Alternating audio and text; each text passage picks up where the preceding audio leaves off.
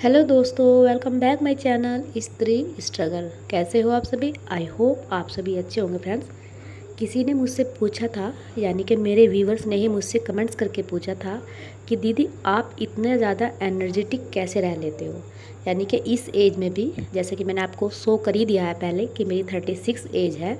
इस एज में आप कैसे आपके अंदर कैसे इतनी एनर्जी रहती है कि आप घर भी संभाल लेते हो, घर के सारे काम खुद ही करते हो, बच्चे भी हैं, सारा फुल वर्क होता है घर का, और ऊपर से आप पढ़ाई भी कर लेते हो। तो आप इतना मोटिवेटेड कैसे होते हो?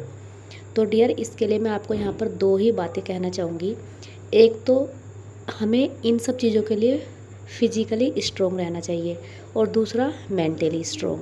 और ये दोनों फैक्टर जो है, इन दोनों फैक्टर में से एक फैक्टर बहुत ज़्यादा इम्पोर्टेंट है, वो है मेंटली स्ट्रोंग।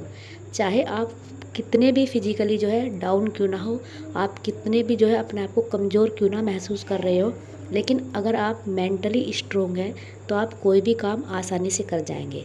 लेकिन अगर आप फिजिकली तो स्ट्रोंग हो, लेकिन आपका जो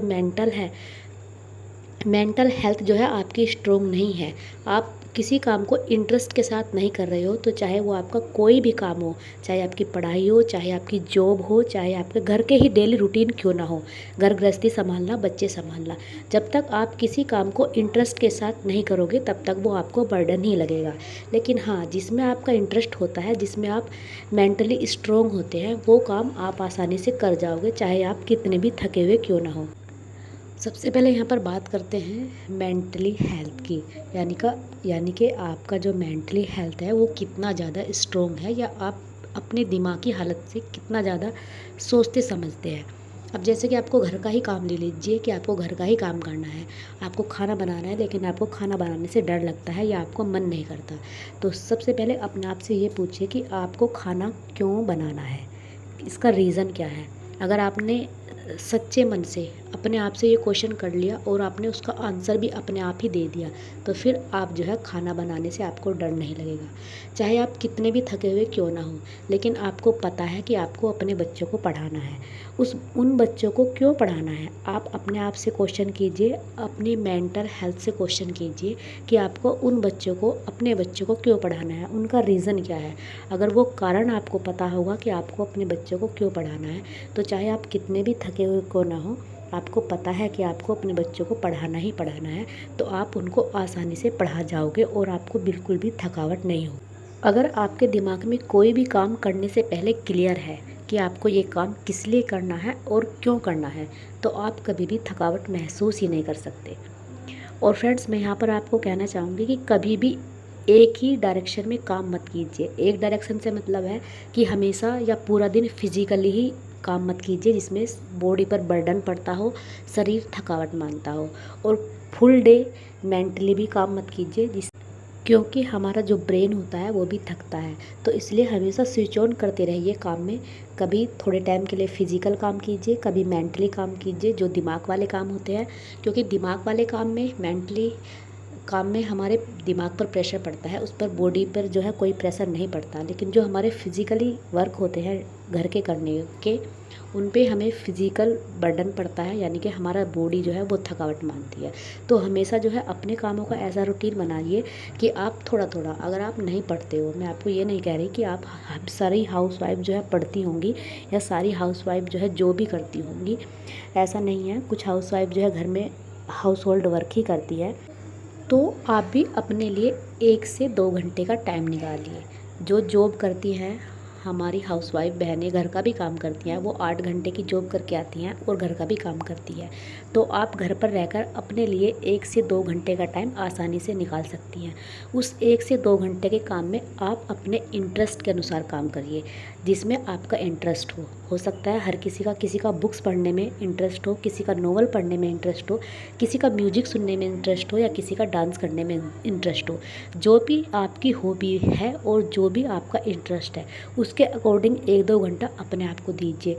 फिर आप देखिएगा आप मेंटली कितने ज़्यादा स्ट्रोंग हो जाते हैं, और फिर ना तो आप के लिए जो है घर के काम ही बोझ रहेंगे, और ना ही आप अपने आप को ये समझेंगे कि आप जो है मेंटली स्ट्रोंग नहीं हैं, या आप कुछ जो है अपने लिए नहीं कर रही हैं। और ये तो आपको करना ही होगा अगर आपको दोनों तरीके से अपने आप को फ़िट रखना है, फिज़िकली भी और मेंटली भी। अब आप ये मत कहना कि नहीं हमें टाइम नहीं मिलता है। अगर आपको अपने लिए जीना है और आपको भी खुश रहने का है हक है सॉरी, और आप खुश रहना चाहते हो और दोनों तरीके से खुश रहना चाहते हो, फिज़िकली भी और मेंटली भी, क्योंकि घर के काम भी आपको ही करने हैं और मेंटली भी जो है आपको प्रेशर होता ही है बच्चों का और अदर बहुत सारी चीज़ें होती हैं उन सब का। तो उसके लिए आपको अपने लिए टाइम निकालना होगा। 1 से 2 घंटे का काम हमेशा लगा रहता है, घर के काम कभी ख़त्म नहीं होते। आप लगे रहोगे तब भी वही काम होगा, आप 1-2 घंटा बैठ जाओगे आराम से तब भी वही काम होगा। तो इसलिए अपने आप को समय दीजिए। और रही बात मेरी कि मैं नहीं थकती हूँ, जैसे कि आप लोगों ने मुझसे क्वेश्चन किया है, तो मेरे केस में भी कुछ ऐसा ही है। मुझे कभी फिज़िकली काम होता है सुबह का, फिर मुझे जो है टाइम मिलता है तो मैं मेंटली जो है अपना काम करती हूँ, पढ़ती हूँ, फिर वही बच्चों के आने का टाइम होता है, फिर फिज़िकली काम हो जाता है, फिर मेंटली होता है बच्चों को पढ़ाना, अपने लिए पढ़ना। तो इसलिए पढ़ना मेरी हॉबी है, मेरा शौक़ है, या यही कहिए मेरा पैशन है। इसीलिए मैं घर के काम करने के बाद भी पढ़ पाती हूँ, क्योंकि उसमें मेरा इंटरेस्ट है। और जिस चीज़ में इंटरेस्ट होता है वो आपको कभी बर्डन नहीं लगेगा, काम कभी बोझ नहीं लगेगा। तो बस यही कारण है मेरा इतना एनर्जेटिक रहने का। और आप लोगों को मैं बता दूं कि जो आरओ वाला एग्ज़ाम है 22 दिसंबर को होगा, उसी की मैं प्रिपरेशन कर रही हूँ।